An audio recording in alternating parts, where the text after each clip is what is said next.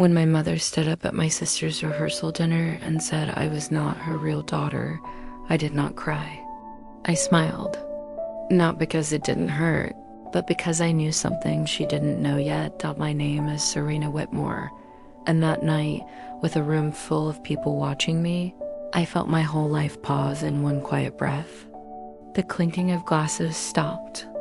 The music faded into the background. Every face turned toward me, waiting to see how I would break. I had imagined many moments in my life. Moments of joy, moments of loss. But I never imagined my own mother would look at me with a smile and erase me in front of strangers. She spoke calmly, like she was sharing good news. She said it was time for honesty. She said I was not really her. Welcome to Auntie Rose Narrates.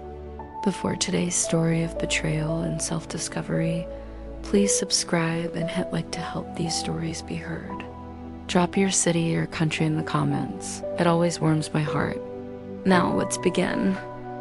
I remember the way my hands rested on my lap, still, polite. I remember how my heart felt heavy, but steady, like it had been preparing for this moment for a long time. People around the table shifted in their seats. Some looked down at their plates. Some stared at me with soft eyes full of pity. And some whispered my name like it had suddenly become fragile. My sister did not look at me. My father stared at his glass, and my mother kept smiling. Then she spoke about money, about how proud she was to be paying for the wedding, about how hard they had worked, about how family always shows up when it matters. No one knew that for 7 years. Every quiet month, I had been the one sending that money. No one knew I had paid bills without my name on them. No one knew I had chosen silence over credit, love over recognition. I felt the weight of all those years pressed gently against my chest. Not like anger, not like rage, just like truth waiting its turn. I lifted my eyes and met my mother's gaze. She was still smiling, and in that moment, before I spoke, I realized something important. Sometimes the strongest thing you can do is wait, because the truth does not rush. It arrives exactly when it is supposed to. I grew up believing that family was something you protected, even when it made your heart tired. In our home, love was quiet and measured, never loud or overflowing. My mother believed that keeping things in order was the same as keeping life together. If the house stayed neat and the rules stayed firm, then nothing could fall apart. That was the world I learned to live in. We lived in a small brick house on the east side of Atlanta, a place that always smelled like cooked food and clean clothes. My mother woke early every morning, moving through the house with purpose. She did not waste words or gestures. Everything she did felt controlled, like she was holding something inside that she never let spill out. My father was a quiet man who believed his duty ended once the bills were paid. He worked long hours and came home tired, often retreating into silence.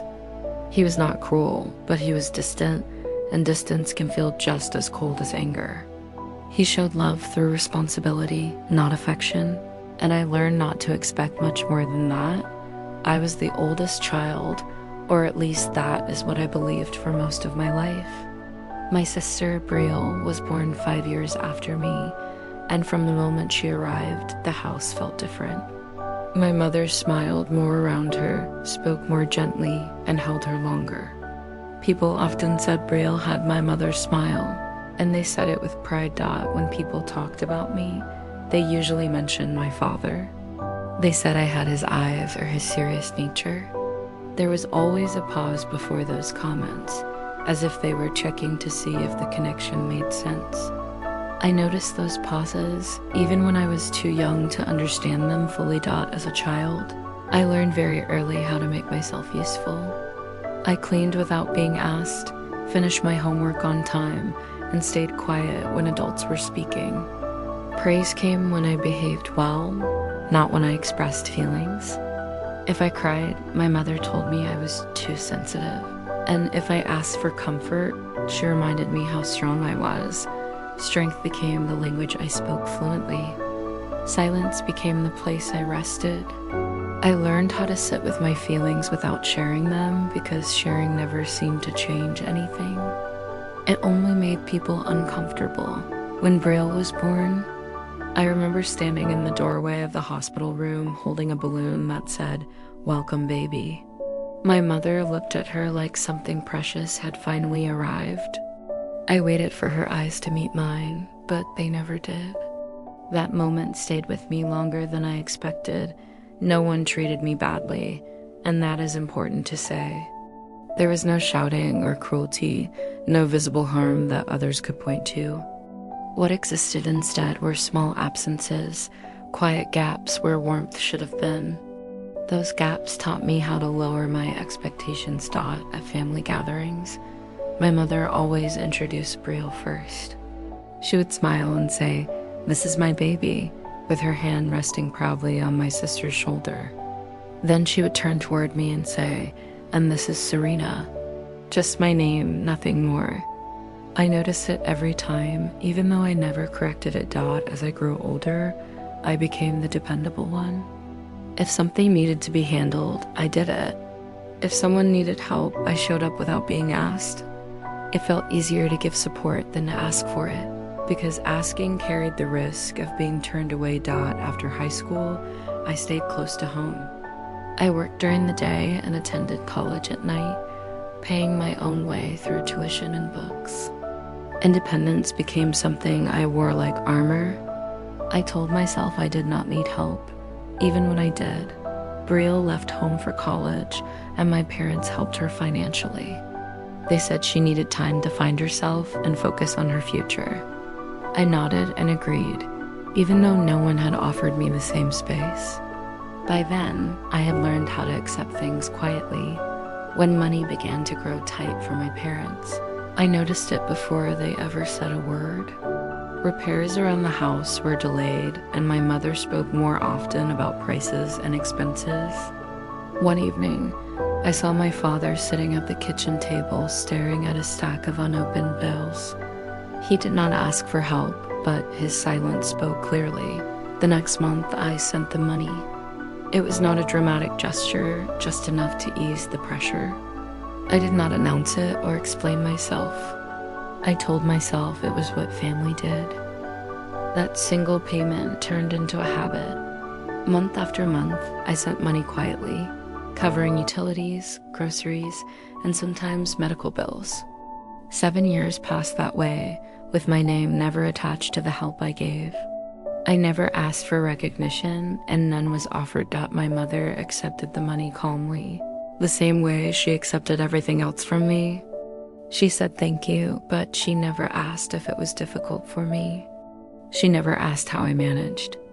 The money arrived, and life continued.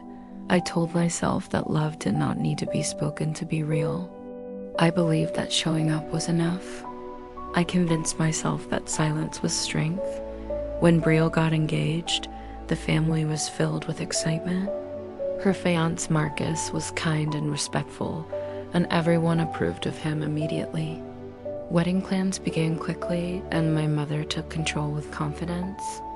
She spoke proudly about tradition, family honor, and the importance of appearances. She also spoke often about money. She told friends and relatives how grateful she was that they could afford such a beautiful wedding. I listened from the side, offering help where I could, keeping my thoughts to myself. I addressed invitations, ran errands, and supported Brielle when she felt overwhelmed. I stayed in the background, just as I always had. Late at night, when the house was quiet, I sometimes wondered if anyone truly saw me as part of the family, or if I had simply become useful. The rehearsal dinner was meant to be simple and warm. Family gathered around long tables, soft music played in the background, and laughter filled the room. I wore a modest navy blue dress and took my seat with a polite smile, feeling like a guest rather than a daughter. When my mother stood up to speak, I expected a toast about love and happiness. I did not expect my name to be mentioned at all.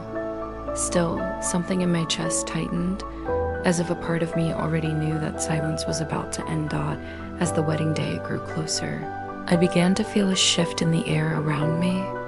It was not loud or obvious, just a quiet change in tone, like a room that slowly grows colder without anyone opening a window. Conversations paused when I entered. Smiles felt practiced instead of natural. I told myself I was imagining it because imagining things felt safer than questioning people I loved. My mother became busier than ever, moving through each day with lists in her hands and tension in her voice. Every detail mattered to her, from the color of the napkins to the order of the speeches. She spoke often about how this wedding represented the family, how people would judge them by what they saw. I listened carefully, nodding. Even when her words felt heavy, sometimes she would look at me and say, "Serena, you understand how things are supposed to be." I never knew exactly what she meant, but I agreed anyway. Agreeing had become second nature to me. It was easier than asking questions that might open doors I was not ready to walk through. Brielle was nervous, but happy. She talked about the future with excitement, about building a home and starting a life with Marcus. I was glad for her, truly. Yet there were moments when she looked past me instead of at me, as if I were part of the background rather than part of the moment. I brushed it off, telling myself weddings made people self-focused. One afternoon, while helping my mother sort through decorations at the house, she stopped suddenly and sighed. She pressed her hand against the table and said, "This is all so expensive." Her voice was tight, but she did not look at me. I waited, unsure if she wanted advice or comfort. After a moment, she added, "We're doing our best, though. Parents should provide for their children." The words landed softly, but they stayed with me longer than they should have. I wondered who she meant when she said children. I wondered if I was included in that sentence. That evening, I sent another transfer to their account. I did it without thinking, the way I always had. There was no discussion, no request, just habit. I stared at the confirmation screen longer than usual, feeling something twist quietly inside me. As the days passed, my mother spoke more openly about how much she and my father were sacrificing. She mentioned it to relatives on the phone, to friends at church, even to the wedding planner. Each time, she spoke with pride, as if endurance itself were a performance. I stood nearby, invisible, holding the truth in my chest. Marcus noticed more than I expected. One evening, while Brielle stepped away to take a call, he turned to me and asked softly, "Are you okay?" I was surprised by the question. People rarely ask me that. I smiled and said I was fine. He nodded, but his eyes stayed thoughtful. Small misunderstandings began to pile up like dust on a shelf. No single moment felt dramatic, but together they formed a quiet weight. My mother corrected me more often in front of others. Brielle snapped once or twice over small things, then apologized quickly. My father remained silent, watching everything without stepping in. At the rehearsal, I stood slightly apart from the rest of the family while instructions were given. The coordinator asked about family seating, and my mother answered without hesitation. She pointed to Brielle, then to herself and my father. When the coordinator asked about me, my mother paused. Just for a second, then she said, "She sit wherever there's space." The words were simple, but they stung more than I expected. I told myself it was not personal. Weddings were complicated. Emotions were high. Still, I felt myself shrinking inside, the way I had learned to do long ago. Later that night, I lay awake replaying moments I had dismissed for years. The introductions, the pauses, the careful distance. I wondered if there had always been something I was not supposed to notice. The thought made my chest ache, but I pushed it aside. The rehearsal dinner arrived on a warm evening, the kind where the air feels thick and slow. The restaurant was decorated with soft lights and white tablecloths. Laughter filled the room, and glasses clinked as people greeted one another. On the surface, everything looked perfect. I took my seat quietly, folding my hands in my lap, listening more than speaking. My mother moved confidently among the guests, smiling, accepting compliments. My father stayed close to her side. Brielle glowed with happiness, surrounded by friends. As dinner progressed, people stood to offer kind words and short speeches. Each toast was filled with love and good wishes. I smiled politely, clapping along, feeling both present and distant at the same time. There was a strange calm inside me, like the quiet before a storm that no one else could sense. When my mother finally stood to speak, the room grew attentive. She cleared her throat and smiled, holding her glass just high enough for everyone to see. She spoke about family, about tradition, about the joy of seeing her daughter marry. Her voice was steady and warm, then she shifted. Her smile tightened just slightly, though most people did not notice. She spoke about honesty, about the importance of truth. My stomach sank, though I did not know why. I kept my eyes on her, listening carefully. She said my name clearly, loudly enough for everyone to hear. "Serena," she said, pausing as if choosing her next words carefully. The room grew quiet. Every sound seemed to fade. She said she believed in transparency. She said people deserve to know the truth.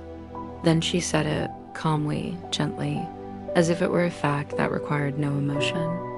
She said I was not her real daughter. I felt the words move through the room before they reached me. Gasps, shifting chairs, a sudden stillness. My hands remained folded in my lap, though my heart beat louder than it ever had before. I did not cry. I did not speak. I simply breathed. She continued, speaking about generosity and sacrifice. She spoke about how proud she was to be paying for the wedding. She spoke about family stepping up when it matters most. Her voice carried pride, not shame. Around me, faces turned in my direction. Some held confusion. Some held pity.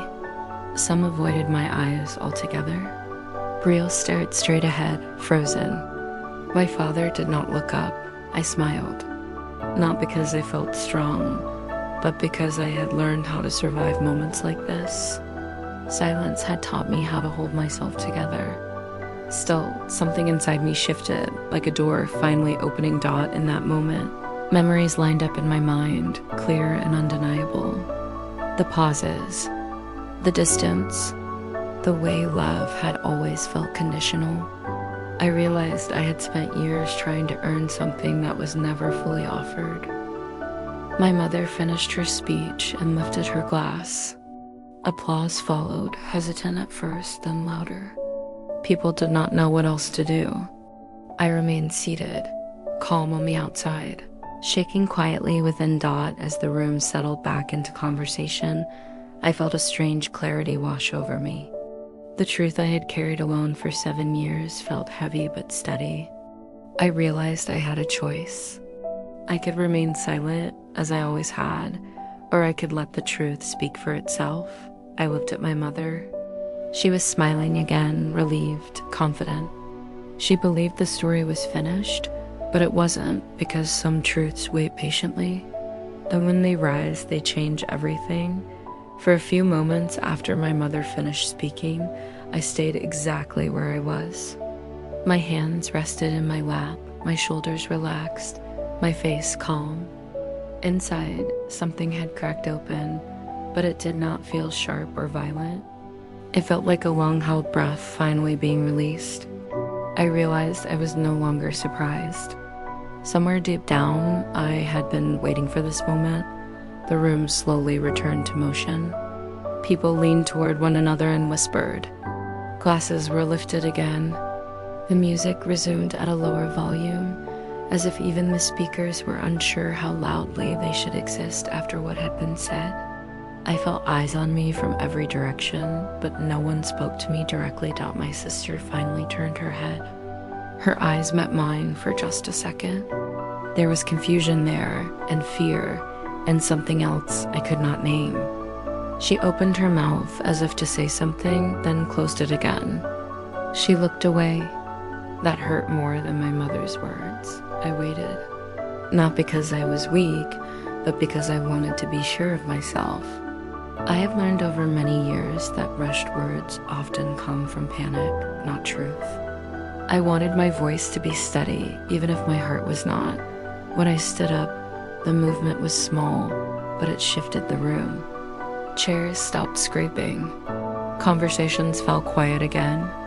My mother looked at me, surprised, as if she had not expected me to rise. For the first time that night, her smile faltered. I did not raise my glass. I did not clear my throat. I simply stood there, breathing, letting the silence settle. Silence had always been my companion. This time, I used it. I didn't plan to speak tonight, I said quietly. My voice sounded steady to my own ears, which surprised me. But since honesty is important, I think it's okay if I say something too. No one interrupted me. Even the servers froze where they stood. I looked at my mother first. Not with anger, not with accusation, just with a tired kind of clarity. I realized then that I was not afraid of her anymore. That realization felt strange but freeing. I've known for a long time that I was different, I continued. I felt it growing up, in small ways, in quiet ways. I never asked about it because I didn't think it mattered. My mother's face tightened. She shifted her weight slightly, like someone preparing to defend themselves. I turned my gaze toward the room, toward the friends, the relatives, the strangers who had just learned something deeply personal about me without my consent. What does matter, I said, is the truth we carry and when we choose to share it. I paused, letting my words settle. My hands trembled slightly, but I did not hide them. For once, I did not feel the need to appear perfectly strong. For 7 years, I said I have helped my parents quietly. I never talked about it. I never asked for credit. I believe family didn't need an audience. A ripple moved through the room. People leaned forward now, not out of curiosity, but confusion. I helped with bills, I continued. Utilities, groceries, medical expenses, whatever was needed. I did it because I wanted to, because I loved them. My mother's eyes widened. She opened her mouth, then closed it again. My father finally looked up from his glass. His face had gone pale.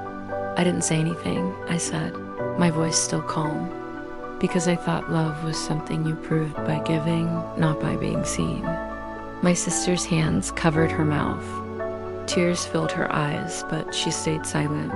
I turned back to my mother. So, when you say you're paying for this wedding, I said gently, I just want to be clear. The money came from me. The room went completely still. There was no whispering now, no shifting.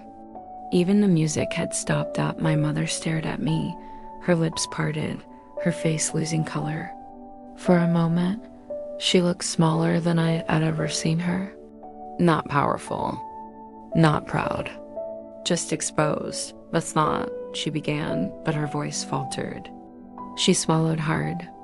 That's not something you needed to say. I nodded slowly. You're right, I replied. I didn't need to say it. But tonight, you chose to say something about me in front of everyone. So I chose to answer. My father stood up suddenly, his chair scraping loudly against the floor. Serena, he said, his voice low, almost pleading. We can talk about this later. I looked at him, really looked at him, and saw regret written clearly across his face. Later has always come too late, I said softly. The truth hung in the air, heavy but undeniable. People began to understand that what they were witnessing was not a fight, but a lifetime of silence finally ending. My mother sank slowly back into her chair. Her hands shook as she set her glass down. For the first time, she did not look in control. She looked afraid. I didn't mean for it to come out like this, she said weakly. I just thought People should know. I nodded. Yes, I said. People should know. I felt no joy in that moment. No satisfaction. Just a deep, aching sadness for what had been broken long before tonight. I realized then that the betrayal was not only the words she spoke, but the timing, the setting, and the belief that my dignity was something she could spend. Braille finally stood up. Her voice shook as she spoke my name. "Why didn't you tell me?" she asked. "Why didn't you tell any of us?" I looked at her, my little sister, and felt tears rise for the first time. "Because I didn't want to change how you saw them," I said honestly. "And because I didn't know how to ask for space in a family that never made room for me." She began to cry openly then, but I did not move toward her. Not yet. I needed to finish standing in my truth before I could step back into anyone else's arms. The room slowly began to buzz again, but the sound was different now, quieter, heavier. People avoided my mother's eyes. Some looked at me with something close to respect. Others looked away, uncomfortable with having witnessed something so real. I sat back down, my legs suddenly weak. My hands rested on the table, steady again. I felt drained, but also lighter, as if I had set something down that I was never meant to carry alone. My mother did not speak again that night.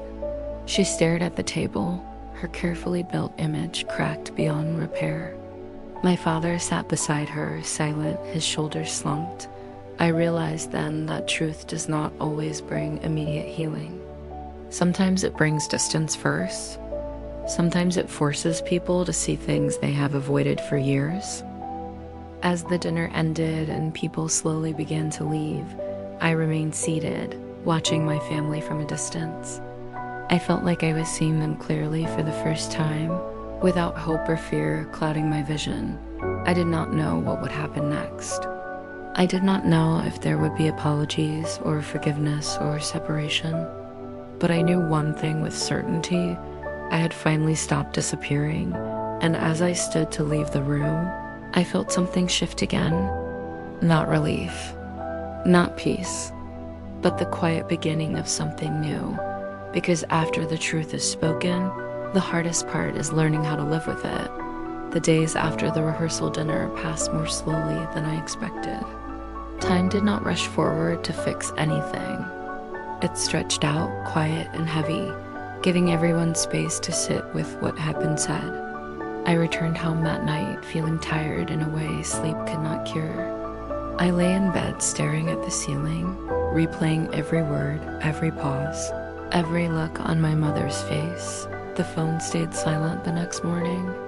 No messages, no apologies, no explanations. I told myself not to expect anything, but expectation has a way of lingering even when you try to let it go. I made coffee, sat by the window, and watched the street wake up as if nothing in the world had changed. When my phone finally rang later that afternoon, it was Brielle. Her voice sounded small, like it used to when we were children, and she was afraid to admit she was wrong. She asked if she could come over. I said yes, though I wasn't sure what I was ready to hear. She arrived quietly, standing in my doorway with red eyes and folded hands. For a moment, neither of us spoke. Then she stepped inside and hugged me tightly, the kind of hug that carries years of unspoken things. She cried into my shoulder, apologizing over and over, not just for that night, but for all the moments she hadn't noticed. I didn't know, she kept saying. I really didn't know. I believed her. That didn't erase the hurt, but it softened it. We sat on the couch for a long time, talking in low voices. I told her about the years of helping her parents, about the silences I have learned to live with. She listened without interrupting, her face full of shock and guilt. She asked why I never told her. I told her the truth. I was afraid of changing the family balance, afraid of being seen as difficult, afraid that once the truth was out, there would be no going back. She nodded, tears slipping down her cheeks. Understanding too late how quiet strength can become invisible taught my parents waited longer to reach out. Days passed before my father called. His voice was heavy, strained. He said my mother was unwell, not physically, but shaken in a way he had never seen before. He said he didn't know how to fix things. I don't think this is something you fix, I told him gently. It's something you face. When I finally agreed to meet them, it was at their house. The same house where I had grown up learning how to stay small. Walking through the front door felt strange, like stepping into a memory that no longer belonged to me. My mother sat at the kitchen table, her posture stiff, her eyes tired. She looked older than I remembered. For the first time, she did not greet me with instructions or observations. She simply looked at me as if she were seeing me clearly for the first time. We sat in silence for a while. The quiet was different now. It was not avoidance. It was wait. I never meant to hurt you, she said finally. Her voice was soft, uncertain. I thought I was protecting everyone. I asked her what she meant. She spoke slowly, choosing her words carefully, as if afraid they might turn against her. She told me about fear, about shame, about choices she made long ago that she never learned how to explain. She admitted that distance had felt easier than honesty.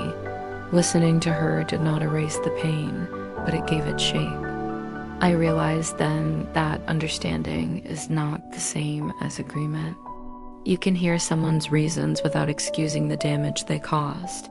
I needed you to see me, I said quietly. Not as a responsibility, not as a secret, just as your daughter. She cried then, really cried, the kind of crying that comes when control finally slips away. She apologized, not with excuses, but with exhaustion. I could see that this moment was breaking something open inside her. Forgiveness did not come instantly. It did not arrive like a clean solution. Instead, it appeared slowly, in pieces, tied to boundaries and honesty. I told them I would no longer send money in silence. If they needed help, it would be spoken about openly or not at all. They agreed. Not easily, but honestly, the wedding went on as planned, but everything felt different. At the ceremony, I sat closer to the front, not because I demanded it, but because Brielle insisted. My mother introduced me differently that day. She said my name with intention. It was a small change, but it mattered. People spoke to me with new awareness, some awkwardly, some kindly. I accepted it all calmly. I have learned that visibility can feel uncomfortable after a lifetime of being unseen. In the weeks that followed, I felt lighter and heavier at the same time. Lighter because I was no longer carrying a secret. Heavier because truth requires maintenance. It asks you to keep choosing honesty even when silence would be easier. I spent time alone, reflecting on who I was without the role of quiet giver. I realized how much of my identity had been built around being needed. Letting go of that role felt like learning how to stand in a new body. Slowly, conversations with my parents became more real. Not perfect, but real. There were pauses, mistakes, moments of discomfort, but there was also effort, something I had longed for without knowing how to ask. One evening, my mother reached for my hand across the table. She held it gently, as if afraid it might disappear. I see you now, she said. I believe she meant it. And for the first time, that was enough. Still, forgiveness did not mean forgetting. It meant choosing peace without erasing the past. It meant allowing space for healing while honoring my own boundaries. As months passed, I noticed a quiet shift inside myself. I spoke more freely. I asked for what I needed. I stopped apologizing for taking up space. Strength, I learned, does not mean silence. Sometimes it means finally letting yourself be heard. Yet even as things settled, I knew one chapter remained unfinished. There was still one final truth I had not fully faced. One lesson that had been waiting patiently beneath everything else. because healing is not the end of the story. It is the doorway to who you become next. Looking back now, I see that the hardest moments in life are often the ones that shape us the most. The words my mother spoke that night hurt more than I can describe, but they also gave me something I had never had before: clarity.